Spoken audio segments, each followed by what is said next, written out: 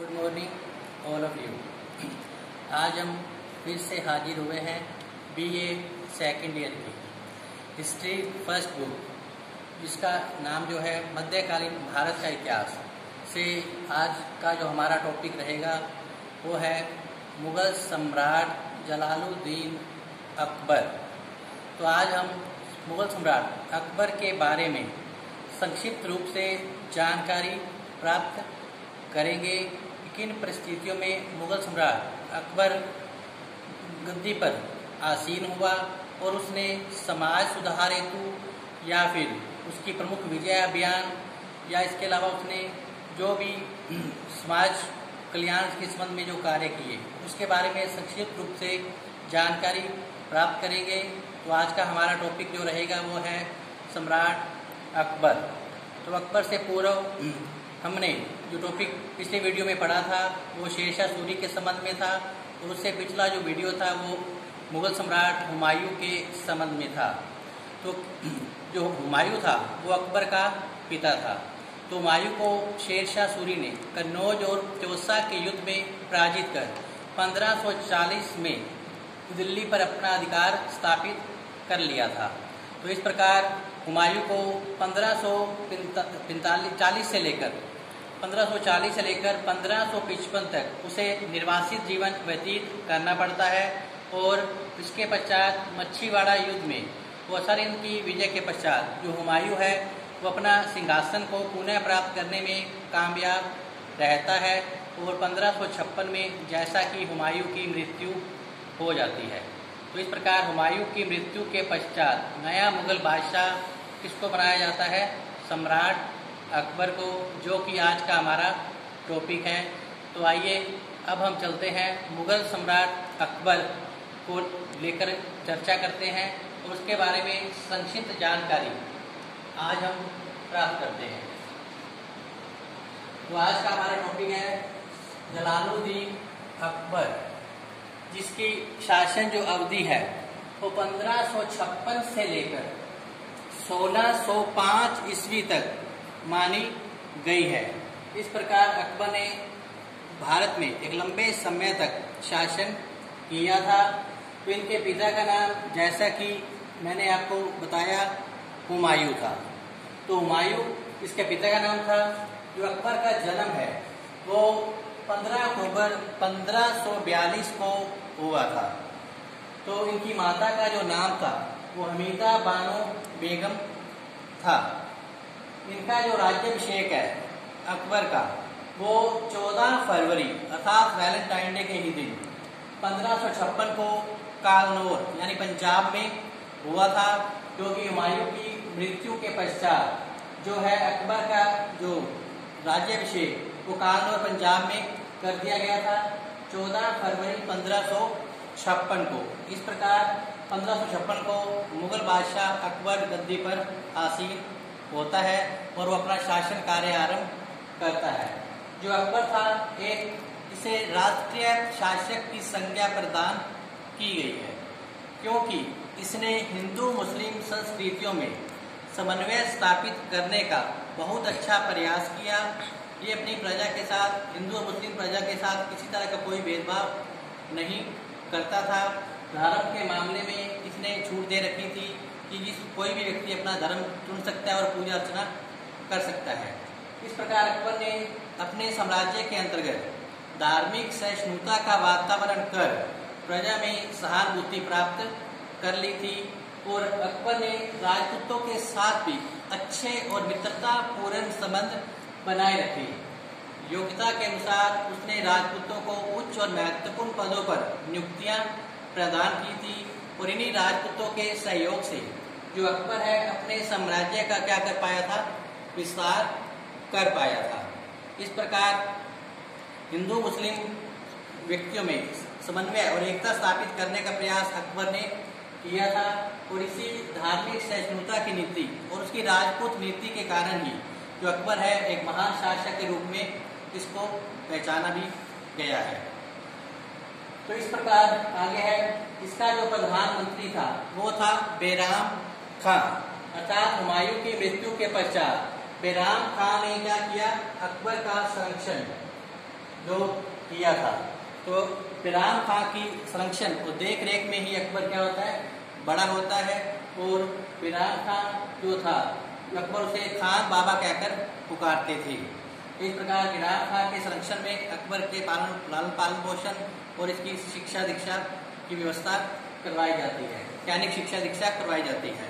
हालांकि अकबर एक निरक्षर शासक था, अनपढ़ शासक था, लेकिन धार्मिक प्रवृत्ति उसकी सहिष्णुता पूर्ण थी। तो इस प्रकार जो बिराम खां था वो अकबर का प्रधानमंत्री भी रहा था।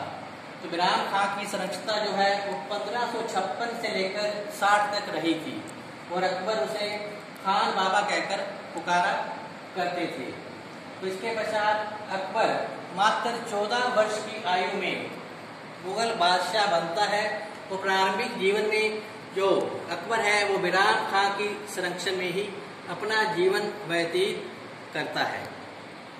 तो आइए अब हम अकबर के संबंध में कुछ संक्षिप्त जानकारी जो है वो आज हम प्राप्त कर लेते हैं। इसके पश्चात अकबर की राजपूत और उसकी जो धार्मिक नीति है वो अपने कल के वीडियो में देखेंगे। तो चलते अपने अकबर के संबंध में संक्षिप्त जानकारी क्या रही, जो कि एक प्रमुख मुगल शासक के रूप में जाना जाता है। तो प्रमुख वर्ष जो है वो इस प्रकार हैं। 1542 में क्या माना गया है अकबर का जन्म, अर्थात 15 अक्टूबर 1542 में अमरकोट के राजा वीर साल के यहाँ अकबर का क्या होता है, जन्म होता है, जब हुमायूं निर्वासित जीवन व्यतीत कर रहा होता है। फिर है 1556 में क्या होता है, अकबर का राज्याभिषेक, कहाँ पर, कालनौर पंजाब के अंदर अकबर का राज्याभिषेक कर दिया जाता है हुमायूं की मृत्यु के पश्चात। जैसा कि हुमायूं की मृत्यु दीने पनाह में पुस्तकालयों की सीढ़ियों से गिरकर हो जाती है, तो तत्कालीन परिस्थिति में अकबर को क्या बनाया जाता है, नया मुगल सम्राट घोषित किया जाता है कालनौर पंजाब के अंदर। फिर 1560 में क्या होता है, बिराम खां का पतन हो जाता है। बिराम खां वही व्यक्ति था जो अकबर को, जिसने अपनी संरक्षणता प्रदान की थी और अकबर के संरक्षक के रूप में क्या किया था, कार्य किया था। लेकिन परिस्थितियोंवश बिराम खां का 1560 में पतन हो जाता है और ये मारा जाता है। फिर 1562 में क्या होता है, अकबर के द्वारा दास प्रथा का अंत कर दिया जाता है। ये जो दास प्रथा है अलाउद्दीन और फिरोज तुगलक के समय में जैसे कि प्रचलित थी, तो अकबर ने इस प्रथा को क्या किया, अवैध घोषित किया और दास प्रथा का 1562 में उसने क्या करवा दिया, अंत करवा दिया था। फिर 1563 में अकबर ने क्या किया, तीर्थ यात्रा कर की क्या कर दी, समाप्ति। इससे पूर्व धार्मिक स्थानों की यात्रा के करने पर तीर्थ यात्रा कर चुकाना पड़ता था, लेकिन जैसा कि अकबर एक धर्म सहिष्णु राजा था, अतः उसने तीर्थ यात्रा कर की क्या करवा दी थी, समाप्ति करवा दी थी। अपनी हिंदू रानियों के प्रभाव में आकर उसने तीर्थ यात्रा कर और जजिया कर उसने क्या करवा दिया था, समाप्त करवा दिया था। तो इस प्रकार अकबर ने 1563 में तीर्थ यात्रा कर की समाप्ति करवाई और उसके पश्चात 1564 में ही अकबर ने क्या किया, जजिया कर की समाप्ति भी करवा दी थी। तो जजिया कर की समाप्ति अकबर का एक महत्वपूर्ण कार्य माना जाता है। फिर नेक्स्ट है 1571 में अकबर ने क्या किया, फतेहपुर सीकरी की स्थापना करवाई और उसमें अनेक महलों का निर्माण भी करवाया था। और जब वो गुजरात अभियान के पश्चात वापस लौटा तो उसने 1573 में ही बुलंद दरवाजा का क्या करवाया था, निर्माण करवाया था। तो इस प्रकार 1571 में फतेहपुर सीकरी की स्थापना करना और उसे अपनी राजधानी बनाना इसका मुख्य काम था। फतेहपुर सीकरी जो है वो आगरा में है। इसी श्रृंखला में 1573 में जो अकबर है उसने बुलंद दरवाजा का क्या करवाया था, निर्माण करवाया था, जो कि गुजरात अभियान के विजय प्राप्त करने के पश्चात उसने इस दरवाजे का क्या करवाया था, निर्माण। फिर 1578 में उसने क्या 1573 के बाद चलते हैं 1575 में उसने क्या किया, इबादत खाने की क्या करवाई, स्थापना करवाई थी। तो इस इबादत खाने में क्या था, इसके अंतर्गत क्या था, इस्लाम धर्म के जो गुरु होते थे वो क्या करते थे, अपने धर्म की व्याख्या करते थे और इस्लाम धर्म के संबंध में विचार विमर्श चर्चा इस इबादत खाने में की जाती थी। लेकिन अकबर को ऐसा लगता था कि इसके, अकबर जैसा कि एक धर्म सहिष्णु सम्राट था, अतः उसको ऐसा लगा कि इस्लाम धर्म के अलावा भी अन्य धर्मों की व्याख्या करने का भी प्रचलन होना चाहिए। तो इसने फिर क्या किया, इबादत खाने की जो स्थापना जो पहले की इस्लाम धर्म के गुरुओं के लिए करवाई गई थी, जहाँ पर इस्लाम धर्म के जो गुरु थे वो अपने मत में विचार विमर्श करते थे और धर्म की व्याख्या किया करते थे। लेकिन इसके पश्चात 1578 में अकबर ने क्या किया, इबादत खाना जो पहले इस्लाम धर्म के गुरुओं के लिए था, अब उसने उसे क्या किया, सभी धर्मों के व्यक्तियों के लिए खोल दिया गया। फिर 1579 में उसने क्या किया, मजर की घोषणा की। तो मजर की घोषणा के अंतर्गत क्या था, इसमें जो सभी धर्मों के व्यक्ति एकत्रित होते थे, तो इसमें सभी धर्मों के व्यक्ति आपस में क्या करते थे, अपने अपने धर्म को लेकर वाद विवाद मत विभेद किया करते थे।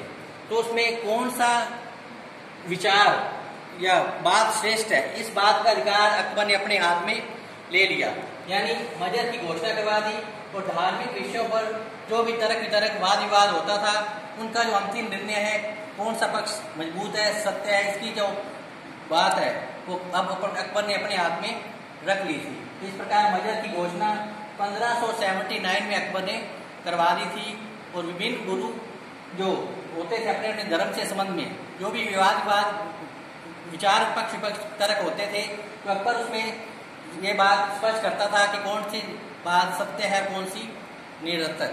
तो इस प्रकार मजर की घोषणा 1579 में अकबर के द्वारा की गई थी और धार्मिक विषयों पर जो अपनी राय जो रखता था वो स्वयं अकबर रखता था कि कौन सी बात कितनी सही हद तक सही है। फिर इसके पश्चात 1580 में तहसाला बंदोबस्त शुरू किया गया। तो टोडरमल व्यवस्था के नाम से भी इसको जाना जाता है। तो पिछले 10 वर्षों की उपज के आधार पर इसमें लगान की जो दर थी वो निर्धारित की गई थी। तो 1580 में तहसाला बंदोबस्त की शुरुआत अकबर के द्वारा की गई थी, जिसे टोडरमल व्यवस्था के नाम से भी जाना जाता है। तो इस प्रकार ये प्रमुख वर्ष जो अभी तक जारी हैं, 1580 में तहसाला बंदोबस्त जैसे कि शुरू हुआ। इसके पश्चात चलते हैं 1582 में।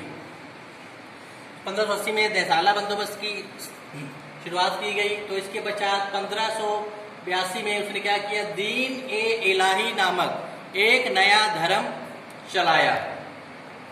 तो इसमें इस धर्म को केवल 18 लोगों ने ही स्वीकार किया। हिंदुओं में केवल बीरबल ही इसमें शामिल था। दीन ए इलाही धर्म की जो नियम थे वो काफी कठोर थे, इसलिए यह धर्म अधिक समय तक चल नहीं पाया था। तो दीन ए इलाही धर्म के अंतर्गत क्या होते थे, सभी धर्मों की जो अच्छाइयाँ सच्चाई अंश जो मौजूद थे उसी को इसमें क्या किया गया था, शामिल किया गया था। और उसके निष्कर्ष निकाल कर जो निचोड़ निकलता था विभिन्न धर्मों की अच्छाइयों का, उसे फिर दीन ए इलाही धर्म की स्थापना की गई थी। फिर 1583 में ही उसने क्या किया, एक कैलेंडर स्थापित किया, इलाही संवत, जिसको क्या दिया गया था, नाम दिया गया था। फिर 1585 में अकबर ने क्या किया, लाहौर को राजधानी में क्या किया, परिवर्तित किया। जो कि पहले जो राजधानी थी वो क्या थी, 1571 में फतेहपुर सीकरी। अब अकबर ने अपनी राजधानी लाहौर में परिवर्तित कर दी 1585 के अंदर।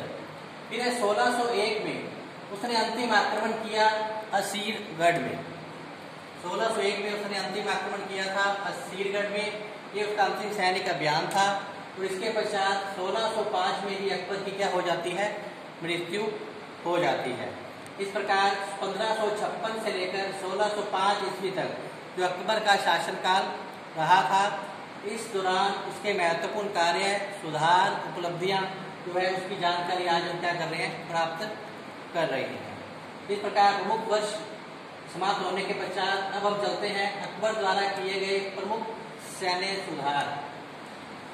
तो इसके राज्य के अंतर्गत सबसे पहले उसने क्या किया, मनसबदारी व्यवस्था की शुरुआत की। मनसबदारी व्यवस्था की क्या थी, अकबर ने शुरुआत की थी। ये जो मनसबदारी व्यवस्था थी वो घुड़सवार सैनिकों का विभाजन था। तो इसके अंतर्गत मनसबदारी व्यवस्था के अंतर्गत अकबर को योग्य राजपूत व्यक्तियों की सेवाएं प्राप्त हुई थी, जिसके बल पर उसने अपने मुगल साम्राज्य का क्या किया था, विस्तार किया था। तो घुड़सवार सेना का विभाजन मनसबदारी व्यवस्था कहलाती है। तो इसके अंतर्गत अकबर को योग्य व्यक्तियों की राजपूत लोगों की सेवाएं प्राप्त की, जिसके बल पर उसने मुगल साम्राज्य को क्या किया, विस्तृत किया था। इसके अलावा अकबर ने घोड़ों को दागने की प्रथा भी शुरू की और सैनिकों का हुलिया नोट करवाना भी उसके अंतर्गत आता है। तो इस प्रकार राज्य के सुधार के अंतर्गत उसने सबसे पहले मनसबदारी व्यवस्था की शुरुआत की और इसके साथ ही घोड़ों को दगवाना और सैनिकों का हुलिया नोट की प्रथा जो है वो अकबर के द्वारा शुरू की। इस प्रकार अब हम चलते हैं राज्य के बाद समाज सुधार की तरफ। अकबर ने कौन कौन से महत्वपूर्ण समाज सुधार के कार्य किए थे। तो अकबर द्वारा किए गए समाज सुधार के अंतर्गत सबसे प्रथम उसने दास प्रथा की क्या करती थी, समाप्ति करवा दी अकबर ने। दास प्रथा का अंत उसने अकबर ने 1562 ईस्वी में, जैसा कि मैंने बताया, करवा दिया था। तो 1562 में अकबर द्वारा दास प्रथा को क्या कर दिया गया था, समाप्त कर दिया गया था। इसके अलावा फिर अकबर ने समाज सुधार के अंतर्गत जो अगला जो कार्य किया वो उसने बहु विवाह पर क्या लगवा दी थी, रोक लगवा दी थी, जो कि उसका अच्छा प्रयास था। फिर इसके अलावा अकबर ने विधवा विवाह को प्रोत्साहन दिया। इससे पूर्व पति की मृत्यु के बाद स्त्री की विधवा होने पर उसे काफी कठिनाइयों का सामना करना पड़ता था और उन्हें पुनर्विवाह की आज्ञा नहीं थी। तो अकबर ने इस प्रथा को बंद कर विधवा पुनर्विवाह को मान्यता प्रदान की और इस प्रकार पति की मृत्यु के बाद अब जो स्त्री है वो पुनर्विवाह कर सकती थी। फिर इसके अलावा अकबर ने बाल विवाह पर लगवा दी रोक।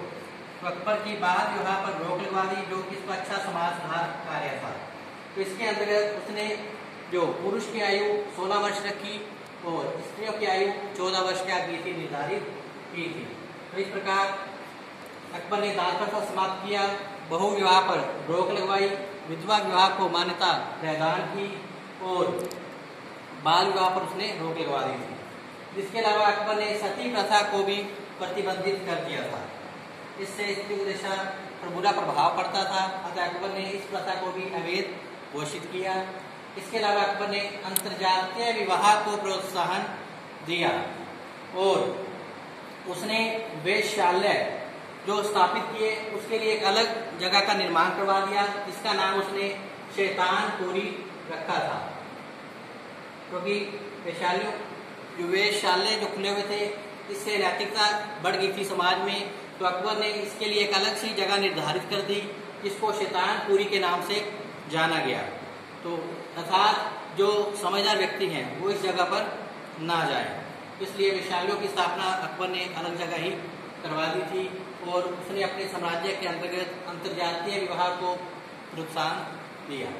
तो समाज के बाद अब आते हैं हम भूमि सुधार के अंतर्गत अकबर द्वारा क्या महत्वपूर्ण कार्य किए गए थे। तो अकबर ने भूमि सुधार के अंतर्गत जब्ती प्रणाली की शुरुआत की, अर्थात भू राजस्व के संबंध में जब्ती प्रणाली की शुरुआत की थी। इसे दहसाला बंदोबस्त के नाम से भी जाना जाता है और इसे टोटल व्यवस्था भी कहा जाता है। इसमें क्या था, किसान की पिछले 10 वर्षों की उपज के आधार पर उसका औसत मूल्य निकाला जाता था और उपज का 1/3 भाग जो है राज्य को कर के रूप में देना पड़ता था। तो इस प्रकार 1/3 जो भाग है उपज का वो किसान को, सरकार को जमा करवाना पड़ता था। तो ये जो लगान था वो किसान की पिछले 10 वर्ष की उपज के आधार पर औसत मूल्य निकाला जाता था और 1/3 भाग सरकार को जमा करवाना पड़ता था। तो जब्ती प्रणाली और दहसाला बंदोबस्त के बाद अब जब चलते हैं अकबर द्वारा प्रमुख अभियान कौन कौन से रहे थे। तो अकबर ने सबसे पहले तो 1556 में जैसे कि पानीपत का द्वितीय युद्ध लड़ा था।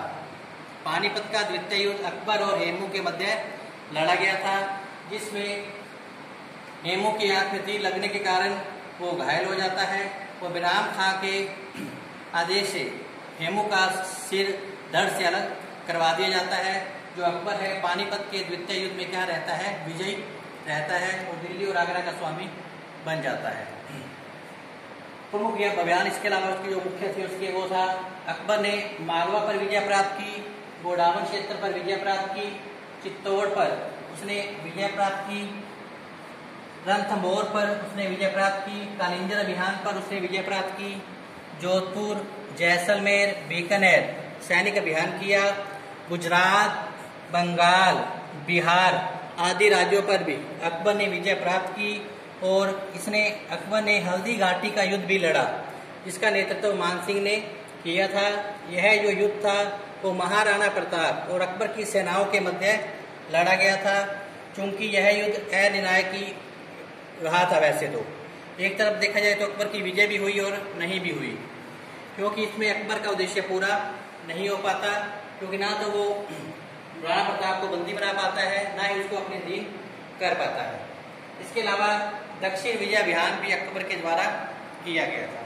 तो ये थे अकबर के प्रमुख सैनिक अभियान, जिसमें मालवा, गोडावन, चित्तौड़, रणथंभौर, कालिंजर, जोधपुर, जैसलमेर, बीकानेर, गुजरात, बंगाल, बिहार, इसके अलावा हल्दी घाटी का जो प्रमुख युद्ध लड़ा गया था 1556 में, 18 जून 1556 को। इसके अलावा दक्षिण विजय का अभियान भी अकबर के द्वारा किया गया था। प्रमुख सैनिक अभियानों को जानने के पश्चात अब हम चलते हैं अकबर द्वारा करवाए गए प्रमुख निर्माण कार्य क्या क्या रहे थे। तो अकबर द्वारा करवाए गए प्रमुख निर्माण कार्य कुछ इस प्रकार थे। तो अकबर ने आगरा का लाल किला बनवाया था। अकबर ने आगरा का लाल किला बनवाया था। इसके अलावा उसने इलाहाबाद का किला बनवाया, लाहौर का किला अकबर के द्वारा बनवाया गया, फतेहपुर सीकरी का जो निर्माण है वो अकबर के द्वारा किया गया 1571 में। फतेहपुर सीकरी का निर्माण 1571 में किया गया, जो कि आगरा में है। इसके अलावा दीवाने खास, पंचमहल, जोधा बाई का महल, बुलंद दरवाजा, दिल्ली में हुमायूं का मकबरा, ये जो निर्माण कार्य है वो मुगल सम्राट अकबर के द्वारा ही करवाए गए थे। तो अब हम चलते हैं चित्रकला के क्षेत्र में अकबर का क्या योगदान था, उसके दरबार में कौन कौन से प्रमुख चित्रकार थे। तो अकबर के दरबार में अब्दुल समद, दसवंत और बसावन प्रमुख चित्रकार हुए। अब्दुल समद, दसवंत और बसावन प्रमुख चित्रकार हुए, जिसके समय में चित्रकला का भी विकास किया गया था। फिर है संगीत के क्षेत्र में अकबर के कार्य। तो अकबर के समय में संगीत के क्षेत्र में भी महत्वपूर्ण कार्य हुए, जिसके अंतर्गत जो था तानसेन, बेजू बावरा, तानसेन, बेजू बावरा, बाज बहादुर, बाबा रामदास आदि जो थे वो अकबर के ही क्या थे, समकालीन रहे थे। तो इस प्रकार अकबर के संबंध में जो संक्षिप्त जानकारी है वो आज हमने प्राप्त कर ली है। तो अगला जो हमारा टॉपिक रहेगा वो अकबर के संबंध में, वो अकबर की राजपूत नीति, उसकी धार्मिक नीति को लेकर चर्चा की जाएगी, या फिर अकबर जो है एक राष्ट्रीय शासक था, तो अकबर को एक राष्ट्रीय शासक किन आधारों पर कहा जाता है। तो इसके बारे में विस्तार पूर्वक चर्चा जो है वो हम अगले वीडियो में करेंगे। तो अब मैं आपसे यही कहना चाहता हूँ कि आज हमने जो अकबर के संबंध में संक्षिप्त जानकारी प्राप्त की है उसको आप एक बार अच्छे से देखें।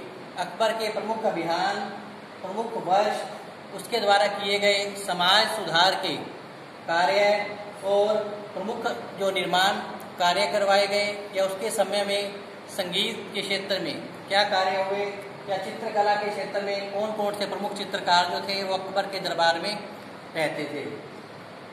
तो इस प्रकार आज का जो हमारा टॉपिक है वो यहीं पर समाप्त होता है। कल हम फिर से अकबर टॉपिक को लेकर फिर से हाजिर होंगे। तो तब तक आप घर पर रहें, स्वस्थ रहें, पढ़ते रहें, और टॉपिक के संबंध में अगर कोई समस्या हो तो आप कमेंट बॉक्स में अपनी बात रख सकते हैं। तो इसके साथ ही धन्यवाद।